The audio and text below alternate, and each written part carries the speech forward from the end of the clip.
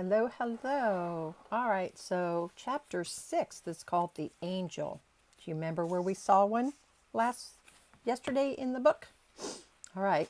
I set the letter back in the box and pulled my knees into my chest, burying my head into my thighs. My mind reeled as if in a dream, where pieces of the day's puzzle are unraveled and rewoven into a new mosaic, defying the improbability of the cut edges fitting. Yet they did fit. The meaning of Mary's question was now clear to me. The first gift of Christmas, the true meaning of Christmas, my body and mind tingled with the revelations of the day. Downstairs, I heard the rustling of Carrie's return. I walked down and helped her in. I came back to get Jenna some dinner, she said, falling into my arms.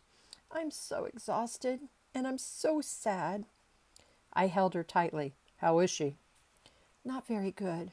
Why don't you lie down, and I'll put on some soup and get Jenna ready for bed. Carrie stretched out on the sofa while I dressed Jenna, fed her, then carried her downstairs to the den.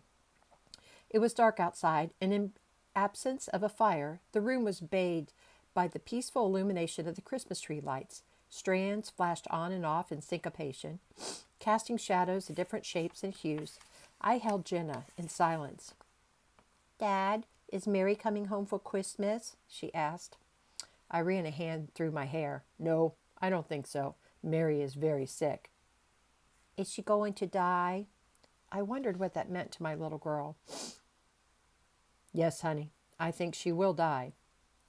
If she is going to die, I want to give her my present first. She ran over to the tree and lifted a small, inexpertly wrapped package. I made her an angel. She unveiled a petite cardboard angel constructed with tape, glue, and paper clips. Dad, I think Mary likes angels. I started to sob quietly. Yeah, I think she likes angels too. In the silence of the lights, we faced the death of a friend. In the outer hall, I could hear the ringing of the telephone. Carrie answered it, then found us downstairs. Rick, that was the hospital. Mary is dying. I wrapped Jenna up warmly and set her in the car with Carrie. We drove separately so that one of us could bring Jenna home when the time came. We arrived at the hospital and together opened the door to Mary's room. The room was dimly illuminated by a single lamp. We could hear Mary's shallow breathing. Mary was awake and looked towards us. Jenna rushed to the side of the reclining bed, and inserting her tiny hand through the side rails, pressed the little angel into Mary's hand. I brought you a present, Mary. It's your Christmas present. Mary slowly raised the ornament to her view, smiled, then squeezed the little hand tightly. Thank you, darling. She coughed heavily. It's beautiful. Then she smiled into the little face. You're so beautiful. She rubbed her hand across Jenna's cheek. Painfully, she turned to her side and extended to me her hand. I walked to her side and took it gently in mine. How do you feel, Mary? She forced a smile through the pain. Do you know yet, Rick? Do you know what the first Christmas gift was? I squeezed her hand tightly. You do understand, don't you? Yes, I understand now. I know what you were trying to tell me. Tears started to fall down my cheeks. I took a deep breath to clear my throat. Thank you, Mary. Thank you for what you've given me. You found the letters in the Christmas box? Yes. I'm sorry that I read them. No, it's all right. I'm glad the letters were read. They were meant to be read. She fell silent for a moment. I'd like you to have the Christmas box. It's my Christmas gift to you. Thank you. I will always treasure it. The room was quiet. Andrea waits, she said suddenly. I smiled. She has been very close, I said. She smiled at me again, then lifted her eyes to Carrie. Thank you for your friendship, dear. It has meant a lot to me. Merry Christmas, Mary, Carrie said. God bless you, child, she said back lovingly. Take good care of your little family. She looked at Carrie thoughtfully. You'll do fine. Mary closed her eyes and lay back into her pillow. Carrie's eyes watered as she lifted Jenna and carried her out of the room. I stayed behind, caressing the smooth, warm hands for the last time. Merry Christmas, Mary, I whispered. We'll miss you. Mary's eyes opened again.